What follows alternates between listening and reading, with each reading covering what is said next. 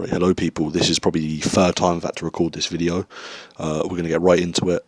We've had a fight announcement recently, which was Sebastian Fundora versus Keith Thurman for Sebastian Fundora's WBC Super Welterweight World title on March 28th, I believe. Let's get right into it, man. I like the fight. I like Fundora versus Keith Thurman stylistically. It being for a world title, it being on pay-per-view, however, I do have some problems with. But yeah, let's get into the matchup. Keith Thurman, of course, kind of the poster boy, I'd say, for inactivity in boxing, has had 2 fights in 7 years since his split decision defeat to Manny Pacquiao back in 2019. Those wins being against Mario Barrios and Brock Jarvis. Brock Jarvis being in March of last year, also being a glorified 135-pounder.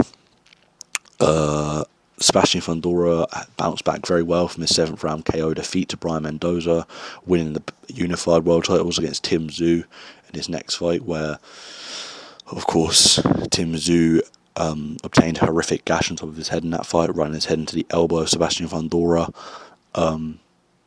Sebastian Fundora took advantage of that and kind of jabbed away at the cut, causing Tim Tszyu not to be able to see, causing him not really being able to close the distance. Defended the title against Booker and then defended it in a much better performance against Tim Tszyu, where he systematically shut him down using his height and reach very, very well to just not allow Tim Tszyu to get off offensively and close the distance.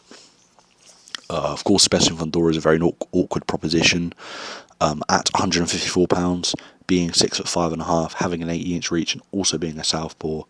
And also now the fact that he's gone from being what was an inside fighter to fully being able to use his height and reach, and I'd say being very, very decent.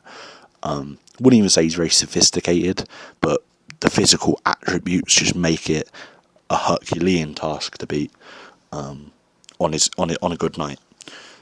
Keith Thurman, it's hard to say where Keith Thurman is in his career, he's got a record now of 31-1. That one defeat being to Manny Pacquiao, being an upset defeat to Manny Pacquiao.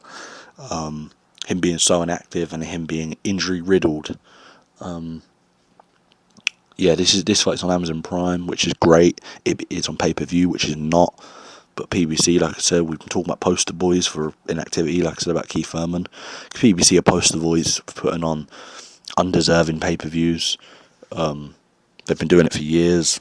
I'll throw you back to Luis Ortiz versus Charles Martin being a pay-per-view headliner. And I like the fact it's on Amazon Prime. Should it really be free? Yes. They've only done one free event with Amazon Prime, I believe, and that was Tim Tszyu versus Bakram Murtazaliev, wasn't it? Yeah. I don't believe they've done another free one. I don't believe the Caleb Plant versus Brazendez card was free, but it was in talks to be free, so it might have been, but they haven't done many free events. And I don't think the PBC have really put on a pay-per-view worthy fight since about 2023. I wouldn't say they've done a pay-per-view worthy fight since Bud Crawford versus Errol Spence. A lot of people are going to throw me back to Manny Pacquiao's return last year against Mario Barrios. At what point does a 46-year-old Manny Pacquiao versus a mediocre champion deserve to be on pay-per-view? I know Manny Pacquiao's a big name, one of my top 5 favourite boxers of all time, but that's not a justification for me. 47-year-old ex-champion who's not fought in years versus a mediocre champion in Mario Barrios doesn't tick all the right spots, does it? I like the fight. I'd have to go with Sebastian Fundora getting the win at this point. I don't see that changing in the coming months. I think he just breaks down Keith Thurman and probably stops him.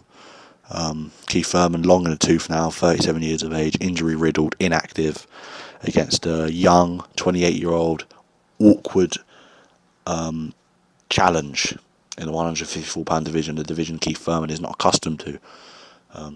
Very good champion back in his day, beat the likes of Sean Porter and Danny Garcia, which are good wins. But yeah, it's not his time anymore. So thank you for watching. Stay tuned in the coming days. Tonight, which is Saturday, I'm recording this about 6 o'clock in the morning.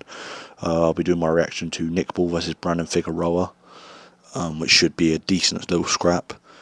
And in the coming days, I should have a video about Deontay Wilder coming out, which I'm very excited to get out. So thank you for watching. Goodbye.